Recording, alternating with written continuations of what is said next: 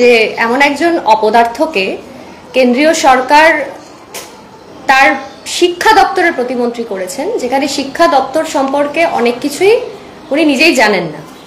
আজ আমি প্রেসটা করতে বাধ্য হচ্ছি কারণ ওনার এক্স হ্যান্ডেলে উনি আমাকে নিয়ে একটি পোস্ট করেছিলেন, যেখানে উনি প্রথমেই লিখেছিলেন যে সরকারি নথিতে যেখানে দেওয়া আছে যে আমি আমার গ্র্যাজুয়েশন হয়েছে নেতাজি সুভাষ ওপেন ইউনিভার্সিটি থেকে, সেটা একদম সত্য ঘটনা।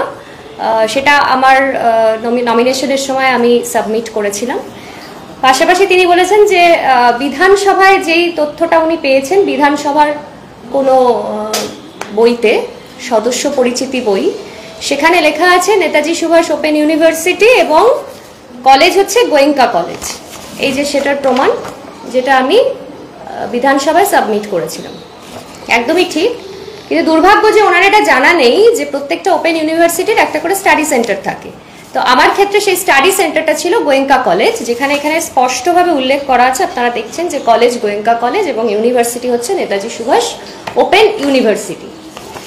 এইটা হলো আমার মার্কশিট গ্র্যাজুয়েশনের।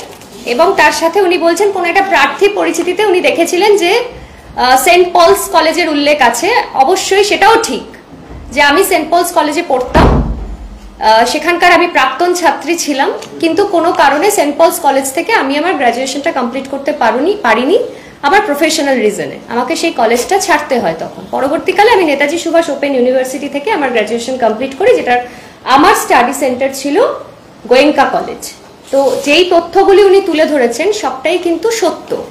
তার পাশাপাশি উনি বলেছেন যে আমি নাকি মিথ্যাচার করেছি, আমি নাকি কারচুপি করেছি আমার নথি ডিক্লারেশনে।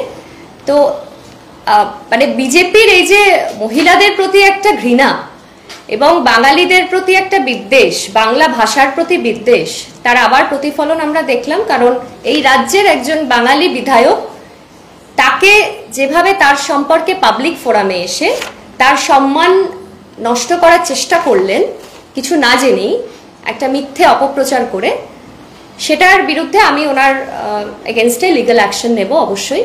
এবং তার পাশাপাশি সোনারপুর দক্ষিণ সহ গোটা রাজ্যে বিজেপি এই যে রাজনৈতিকভাবে দেউলিয়া হয়ে গেছে, ওনার সদস্য পদ চলে গেছে, কেন্দ্রীয় মন্ত্রী সেটাও হাফ প্যান্ট, ফুল প্যান্ট ওনার কপালে জোটেনি। তো এই যে রাজনৈতিক হতাশা, সেই জায়গা থেকে উনি এই মিথ্যাচার করছেন এবং কারচুপি করা ওনাদের স্বভাব। ওনারা ইভিএমেও কারচুপি করেন, সেটা আমরা দেখেছি।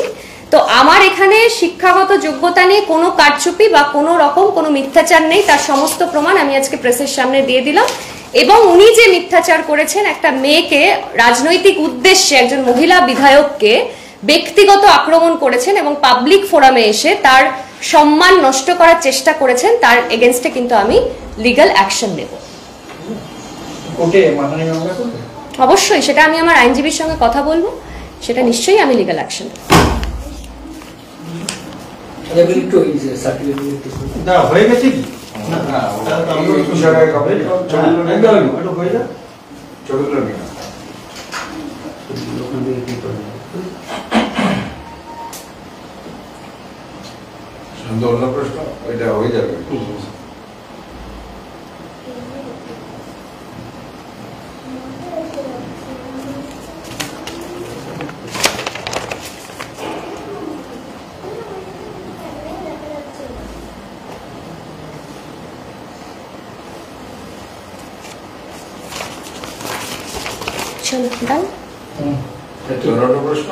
আবার অন্য প্রশ্ন কি হয়ে গেল? এটাই প্রশ্ন, আর কি অন্য প্রশ্ন আগে বলো। ক্যামেরা